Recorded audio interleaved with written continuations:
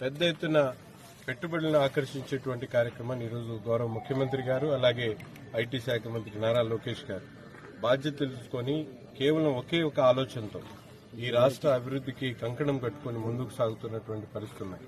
ప్రతిపక్ష హోదా లేనటువంటి వైసీపీ అధ్యక్షుడిగా ఉన్నటువంటి జగన్మోహన్ రెడ్డి గారు కానీ ఆయన సైకో సైన్యం కానీ ఈరోజు అభివృద్ధిని చూసి ఓర్వలేక ప్రజలను మభ్యపెట్టేటువంటి విధంగా వివిధ రకాలుగా మాట్లాడడం చాలా హాస్యాస్పదంగా ఉంది. ఒక పక్కన పీపీపీ మోడీ తీసుకుంటే గాని లేకపోతే అవసరమైనటువంటి భూసేకరణ చట్టం కింద తీసుకునేటువంటి కార్యక్రమాల మీద అవగాహన లేకుండా కొంతమంది వైసీపీ సైకో సైన్యం మాట్లాడడం అనేది చాలా బాధాకరం. ఎందుకంటే ఈరోజు అభివృద్ధి కోరుకుంటున్నది ప్రజలకు కావాల్సింది చేయడానికే ప్రభుత్వాలు, ప్రజలకు సేవకులు గాని ప్రభుత్వాలు ఉంటాయి. వారికి కావాల్సినటువంటి కార్యక్రమాలు చేయకుండా రాజకీయాలు చేస్తూ ప్రజలు మభ్యపెడితే తప్పకుండా ఇంకోసారి ఈ 11 కూడా లేకుండా ఒకటికే మిగిల్చే ప్రమాదం ఉంది. కాబట్టి జాగ్రత్తగా ఉండాలని హెచ్చరిస్తా ఉన్నాం.